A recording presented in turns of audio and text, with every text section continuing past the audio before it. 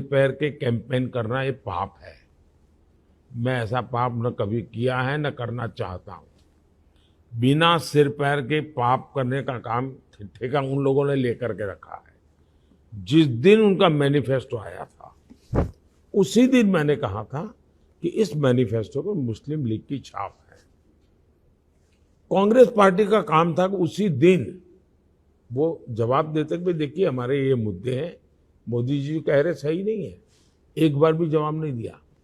फिर मुझे लगा कि अब मुझे धीरे धीरे धीरे देश की जनता को एजुकेट करना पड़ेगा। जब ये कहे मैनिफेस्टो में कि अब ठेके जो दिए जाएंगे गवर्नमेंट कॉन्ट्रैक्ट्स, उसमें भी माइनॉरिटी के लिए आरक्षण होगा। अब ब्रिज बनाना है, ब्रिज बनाने का टेंडर कौन डालेगा भाई?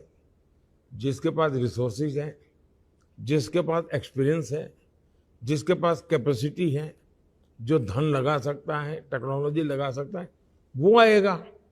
अब आप उसमें भी आरक्षण कर देंगे तो मेरे देश के विकास की कहाँ जाकर के रुकेंगे भाई?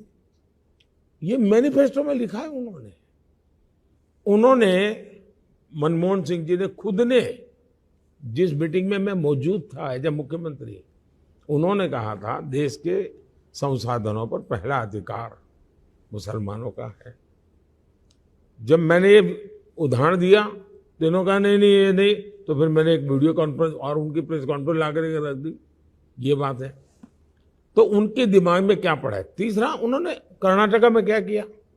कर्नाटका में उन्होंने रातों रात सभी मुसलमानों को ओबीसी बना दिया और ओबीसी का जो कोटा था उसमें डाका डाल करके उन्होंने कर दिया डाइवर्ट।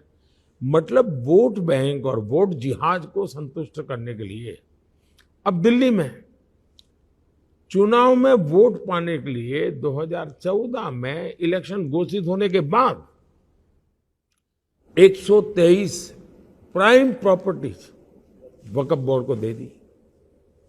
ये सारी चीजें बताती है, मैं उसका हवाला दे रहा हूं।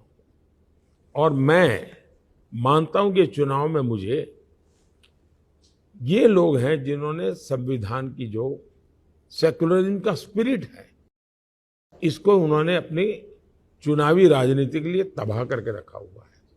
मुझे संविधान के उस स्पिरिट को एस्टैब्लिश करना है, इसलिए इनको लोगों को एक्सपोज करना जरूरी है। और चुनाव अपने आप में लोगों को एजुकेट करने का अवसर होता है।